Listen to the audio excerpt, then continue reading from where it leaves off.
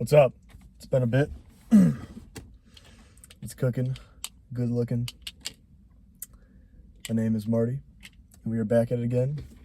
This is video number 3, I believe. And today we're talking about a very, very big album. This is a big one. It's a Rush album. I haven't stated this before yet, but Rush is my favorite band of all time. They just blow everything else out of the water. I still love a lot of other stuff, but Rush is the stuff, man. So I think it's about time I did a video on Rush. And we are doing Moving Pictures. This is the album of the day. This is quite an album. I mean, if you want to talk iconic, groundbreaking, genre-defining albums, this is it, man. And I guess a little background for this album. Came out in February of 1981. It's their eighth studio album. Terry Brown is in the producer's seat. Legendary producer, right? I should say Terry Brown, because he's from Great Britain. Yeah, legendary producer. Never failed to make the boys sound great. And I think Moving Pictures is his best sounding record with Rush. Because he would leave not after this album, but their next album, Signals, and he'd do other stuff. But and they made other great sounding albums, but I think this is Terry's best sounding album with Rush. So yeah, I guess I'm just gonna get right into it. So this is the follow-up to their 1980 album Permanent Waves, which saw them switching from a more progressive rock, sort of, long songs, crazy time signatures, telling big stories, big concepts. It saw them switch from that to a more radio-friendly sound. So, on the album before Permanent Waves, you had Hemispheres, and that had like an 18-minute song. Great song, by the way. It had a 9-minute instrumental, and it just had wacky stuff going on. So Terry Brown encouraged them to lock in, or not lock in, but let's try to switch it up. Let's try to get all that awesome power of Rush, and let's condense it a bit. And that's what they did. So Permanent Waves, I'll talk about that in another video, but they had shorter songs, Spirit of Radio, Free Will, and then they still dabbled in the prog stuff, but for the most part, they were trying to switch things up.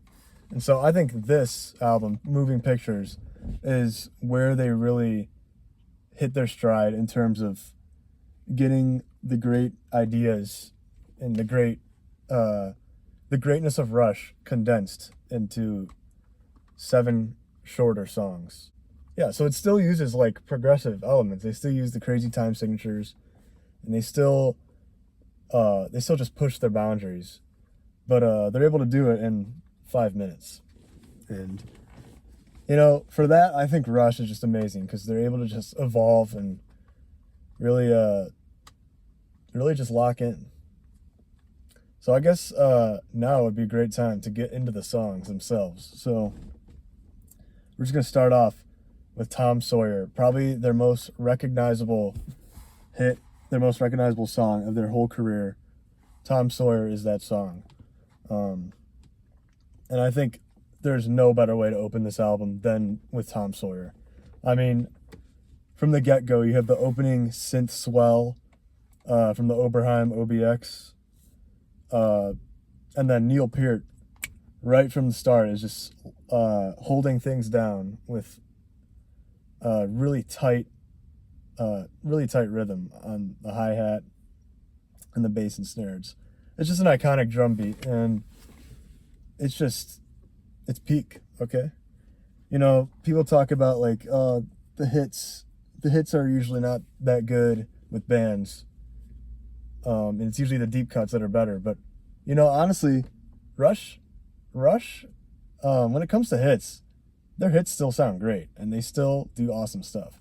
And I think Tom Sawyer is like one of their most perfect hits because it has the iconic drum solo in the middle. It has the iconic sort of jazz fusion breakdown in 7/8 during the middle of the song where Getty's doing the thing on the Mini Moog synthesizer, and then Alex has a crazy solo on his guitar, and then Getty Lee actually uses a Fender jazz bass. It's the first time he used it, and usually he used the Rickenbacker, but for some reason when they were making the song, the Ricky just wasn't cutting it, so he switched it up and he tried out that bass, and he tried out like 10 different basses, I guess, when they were recording this song, and the Fender it was like the perfect sound. It had a really nice low end, and honestly, I think it sounds great. It was a good choice. And, they almost didn't make this song, actually. This song was giving them a lot of technical issues, and it was a rough ride. They were trying to like figure out like, how are we going to make this work? Their equipment was malfunctioning in the studio, and it was just like a really big drag. And they almost considered just leaving it off the record completely, which is nuts to me, okay? Like, can you imagine Rush without Tom Sawyer? Because I certainly can't. Like, it's their song. It is the Rush song, okay? So yeah. Overall though, it's just a tight song. Everyone is firing on all 8 cylinders, and Neil, it's one of his hardest but its most rewarding drum parts in like their whole discography. It's just iconic, it's athletic, and it's tight, and it's awesome. And there's no other song on this planet that makes me want to just get under the bench and throw some plates around. I think Tom Sawyer, just from the moment that song starts, it just makes you want to lock in and make things happen and get it done. So yeah, that's Tom Sawyer. Next, we got Red Barchetta. So Red Barchetta is a song about a car. I'm not going to get too into it because it's not one of my favorites on this album, but it's still a fantastic song. And Red Barchetta is a nice example of them taking all the great things from what they did with their longer songs, like Xanadu, for instance, or even Hemispheres, because in those songs they use like the crazy time signatures, and they're telling like a story. And this is one of those songs, Red Barchetta. They're telling a story about a guy driving his car, and it's like a dystopian future where gasoline cars are banned and harmful for the environment, blah blah blah blah. You know the drill. But this guy's uncle secretly keeps his car stored away and hides it, and every Sunday the guy goes to his uncle's farmhouse. He takes the car to the barn, and he takes it for a spin. And it's just a fun song. You've got the shifting time signatures, you got the great storytelling and lyricism from Neil, and great guitar solo, great drum fills, and another great song where they're all locked in. And I don't know what else there is to say. So yeah. Next we got YYZ. And YYZ, holy crap, where do I even begin, dude? YYZ is probably their most iconic instrumental. People could argue La Villa Strangiato. I feel like that is their most ambitious instrumental. But YYZ is their most iconic. It's just they're tight the whole time. It's got that iconic intro in 5/4 where Neil's playing the little bell. And it's actually Morse code for the Toronto airport when like the planes fly in and like they receive the Morse code. I don't really know much about aviation.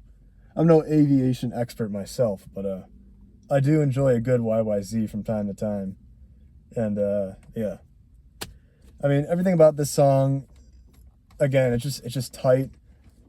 Great bass playing. I think Getty's back on the Rickenbacker again. one of my favorite basses, by the way. I'm not even a bassist. I just think it's cool. It has a nice crunchy low end. It's got a really nice tone, and it packs a punch. But yeah, I think he's using the Ricky again, and there's like a part where they're trading. Like it's Getty will play a bass fill, then Neil will do a drum fill, and then Getty will go back and do a bass fill, like a I don't want to call it a bass, like a fill, but and then Neil does a fill, and then Getty does like another crazy like extended bass line, little bass solo, and then Neil fires back with like a crazy extended drum fill, and then Alex just goes nuts on the guitar. He has this crazy solo. Well, he has like a solo where it's just him, and then they do like I don't want to say a halftime breakdown, but it's slowed down a bit, and Getty plays like a synth under Alex's soloing. It's just peak, dude. Okay, it's the greatest. It truly is one of the greatest I've ever heard. Truly one of the greatest songs ever. So yeah, that's YYZ. It's awesome, and on that tour they would play it, and then Neil would do like a crazy drum solo in the middle, and then they'd come back and finish the song, and it was, you gotta listen to it, man. You just gotta listen to it. That's all I gotta say. And then we got Limelight. Limelight is probably my personal favorite Rush song of all time. It's always been my favorite ever since I became a fan. It was the first song I heard. I heard it on the radio like 3 summers ago, just randomly out of the blue, and I was like, what is this? You know, this is different. And I looked it up, and I was like, this is such an interesting band. And you know, the first time I heard it, I actually thought it was a girl singing, that it wasn't actually Geddy Lee. But then I watched the music video, and I found out that it was Geddy Lee, who's a man. And then I discovered the rest of Rush, and the rest is history. But yeah, Limelight it hits the spot for me like no other song ever. It's just got such a beautiful guitar solo, cool lyrics about the struggles of being famous and people not leaving you alone. And it's got a cool iconic opening riff from Alex. Great bass line. I don't know what else there is to say. It's just a great song. Yeah. And then we get to side 2, which is, I know this is a CD, so I don't have this on vinyl, but I know that on vinyl, you've got Tom Sawyer, Red Barchetta, YYZ, and Limelight on side 1. Banger after banger after banger, by the way. All 4 of those just straight bangers. I think they all were like hits on the radio. Even YYZ, which is only an instrumental, but still, all 4 of them are just iconic. And then on side 2, you've got The Camera Eye opening side 2, and this was their last long song. So they were known for their longer compositions up to this point, but this is the last Rush song that is over 10 minutes, The Camera Eye, and it is such a cool, like, atmospheric opening with, again, he's bringing out the Oberheim OBX, and when you listen to it on headphones, like, you hear the synth go in, like, each ear, like, each channel, and it creates a really cool, like, it's just like a silly sound, I don't know, but it's cool. And The Camera Eye is just about, like, being in cities. Like, there's a verse about New York City, and there's a verse about London, and it's literally just about, like, walking around the city. I mean, it doesn't really get any deeper than that, but it's a cool song. And you know, all 11 minutes, just peak. You've got, like, again, in the intro, you've got Neil doing these, like, quiet snare rolls at first, and then he progressively gets louder dynamically.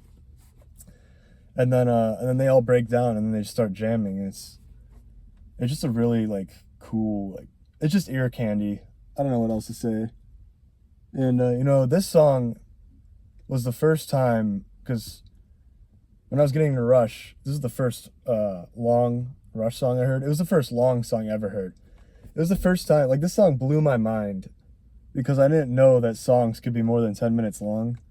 And this was the first time I heard a song that was over 10 minutes. And like for most people, like they don't listen to long songs because it's like impractical in a way. And in most songs, you can get a good point across from within like 3 to 5 minutes. But anyway, that was a long side tangent. Camera Eye, great song. I'd recommend listening to it. And then we got Witch Hunt. And Witch Hunt is such like it's another really cool atmospheric song. On the surface, this song looks like, or seems like it's about like the Salem witch trials and like, you know, burning the witches at the stake and all that. But on a deeper level, it's really about how society just like reacts to people who are different and people who are strange and people don't really fit the mold of what's societally acceptable. Even if they did nothing wrong existing, those people are still just attacked and belittled because of who they are. And you know, it just sucks, man. And I really appreciate the deeper message behind this song, Witch Hunt. There's a really introspective line where at the end of the song where Neil writes, quick to judge, quick to anger, slow to understand, ignorance and prejudice and fear walk hand in hand. You know, that's about like think about social media, you know. Someone just posts a video just being themselves, and then, you know, I immediately jump to Instagram because Instagram is like the biggest culprit. You open the comments and people just attack the person for whatever, like just literally being themselves, literally just going about their day, trying to post something cool and interesting, and people just attack them, like just attack their character, attack their appearance, just attack everything about them. It's so incredibly disappointing to see. And people are just, again, quick to judge and they're quick to anger. And the way Geddy Lee enunciates those lyrics when he's actually singing them is really, really, really powerful, actually. Because he'll sing quick to judge, quick to anger, and then he'll pause, and then he'll say slow to understand. So it's like quick to judge, quick to anger, but slow to understand. So think about like even your gut reaction to something before you realize, oh, I shouldn't have said that, you know? People are quick to make assumptions about who you are as a person based on the color of your skin or your sexuality, and but they don't know you. They're slow to understand who you really are. And I just think it's incredibly intelligent, the way Geddy like sings them. And then the second part of that thought, ignorance and prejudice, and then a little pause, and fear walk hand in hand. So ignorance, prejudice, and fear, they all walk hand in hand. People have prejudices. People are ignorant to just the way things should be. People are ignorant to just being accepting. And people develop fear because of that. And you know, it's just, I don't know, it's just incredibly introspective and intelligent. Very, very well thought out lyrics from Neil. I mean, I'm gonna say this again. It's just so smart, you know. Like, I think that little tidbit is one of the best like lyrics in all of the Rush discography. Period. Like, it really doesn't get better than that. I mean, it does, but like, that's just the stuff right there, man. So yeah. And that was a bit of a long tangent, but Witch Hunt, instrumentally, fantastic song. Really cool drum fills. I think in the intro there's like yelling, and it sounds like people are like in a mob. Like there's an angry mob yelling, and the story behind that, how they recorded that, is they all got really drunk one night at the studio, and then they went outside and placed microphones around them, and then they just started screaming random things like, and I'm pretty sure that you can like make out certain words if you have an ear for it, but I can't really hear anything distinct, but you can just hear like all this yelling, and it's really really cool. So yeah. But and then even the synth, there's like little parts of the song where there's a synthesizer playing. It really adds to the atmosphere and the eeriness of this song. So yeah. And there's a cowbell too. But enough about Witch Hunt. We're gonna get to the last part, or the last song, Vital Signs. So Vital Signs, it's their first time doing like a fully reggae song, and it works. Is it my favorite song on the album? Not really. It's probably my least favorite song, but it is still a fantastic song. Again, there are no misses on this album, no skips. It is just a great album, front to back. Vital Signs, still probably my least favorite, but it's a great song. You can really feel the influence of the band The Police on this song in particular. Because they knew The Police, they were friends, they used the same studio, and they would sort of trade ideas. And yeah, this is their first time doing like a fully reggae song. On The Spirit of Radio, which is their previous record, they had a little 20-minute section, or not 20 minutes, 20-second section of where they're like playing a little reggae, but that was just like a part of the song. This is like a fully reggae song, and it's great.